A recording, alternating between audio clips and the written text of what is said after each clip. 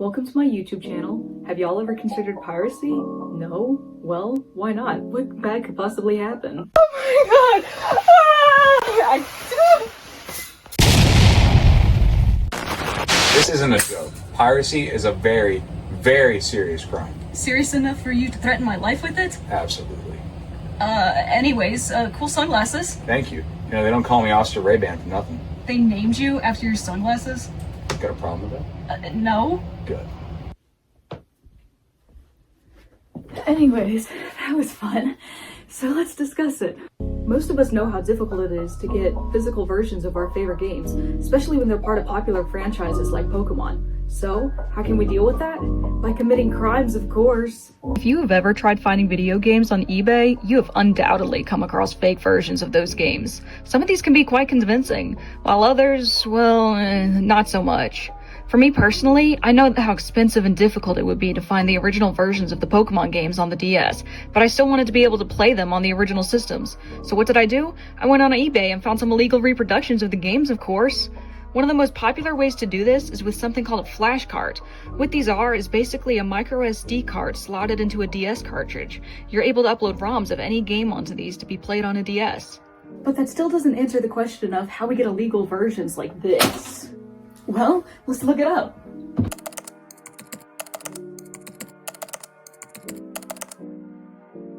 Anyways, let's see what we got here. Okay, none of this is helpful. This is all just telling me how to spot fake DS games, which I already know how to do. But whatever, guess it won't kill me to try and learn more. Really get in the mindset of a criminal, you know? Usually spotting a fake DS game is pretty easy, if you know what you're looking for. One of the first things I always notice about a fake DS game is the label. The labels always look like they were printed on some garbage inkjet printer. They're always just sort of dull and look lifeless. Kinda sad, really. Anyways, another way to point them out is with the serial number. Now then, if I'm gonna be honest with you, this isn't the first thing I notice, because quite frankly, I really don't care. The serial number on a real DS game is usually centered and aligned with the right side of the cartridge. The letters are bold and easy to read. Some fake DS games have the numbers off-centered, or they're usually dull and rub off easily, or they're just flat out not even correct. Last but not least is the art on the cartridge itself. This one was always ridiculous to me. Like, what's the point of trying to make a fake DS game to try and fool people, but you're not even going to use the right artwork? Like, seriously, how difficult is it to find the official art? I mean, you're already doing all this other illegal stuff. That can't be any worse. So now that we've seen how to identify fake DS games, why not get some to try and laugh at?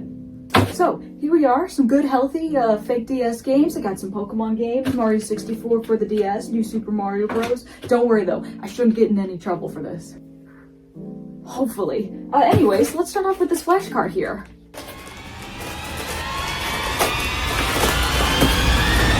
Oh, look how nice. They even gave us a box for it. This one specifically advertised 208 different games, including Pokemon and Castlevania. So let's pop it in and see what we got.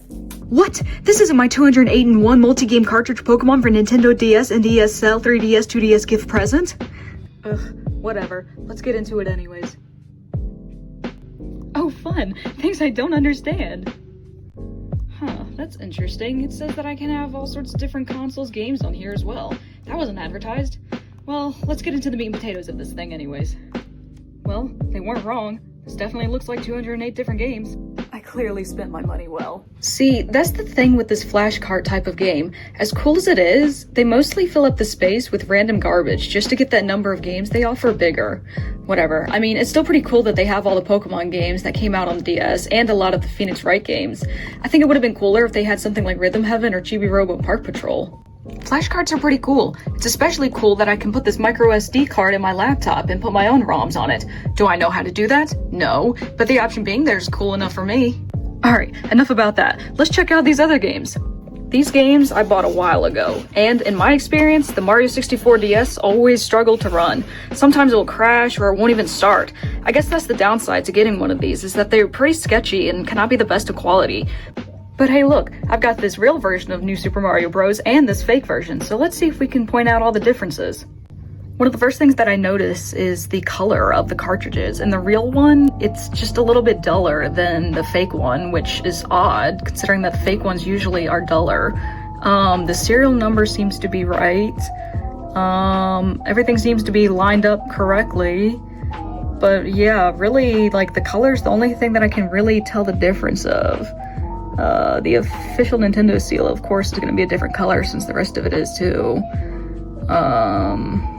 Yeah, I mean, like, this one, honestly, this one looks like I would, if I didn't know any better, I would have thought that this was a real one, but this is the real one. So, you know, it's kind of hard to tell. Anyways, the only real Pokemon game I have for the DS is Heart Gold, so let's see if we can tell the difference between these two. Personally, my version of Heart Gold is pretty gnarly anyways, because it wasn't even mine. It was one of my friend's brothers gave it to me when I was younger. So, I mean, it has seen a whole bunch of stuff. But I mean, besides that, like with the other game, it's always the color that's different. You know, like the fake version kind of looks a little bit more vibrant, whereas the real version just kind of duller.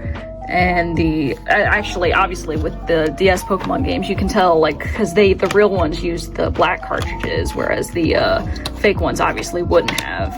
And I think the reason for this is because of the Pokewalker, which you could use to connect to your DS, and it was like a pedometer for the game. You can bring your Pokemon with you everywhere with it. But yeah, I mean, like, besides that, I mean, the label also looks bigger, and I don't know if there's like a reason for that, but I mean, to me it looks bigger, which it might actually be. What have we learned today? Well, piracy can be interesting. If I'm gonna be honest, I can't blame anyone for getting these for their own personal use. I mean, besides it being a bit glitchy, there really isn't all that much difference between this and the real games.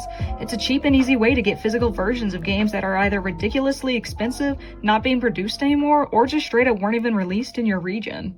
I can already see it now, though. Some people are going to say, oh, Westen, but that's not the same. It's not playing the real game. Why not? I mean, it's still on the original system. It's still the same gameplay. Nothing was changed. I mean, seriously, can you tell me which of these versions of Heart Gold is the fake one? Yeah, that's right. This is actually the same clip of Soul Silver twice.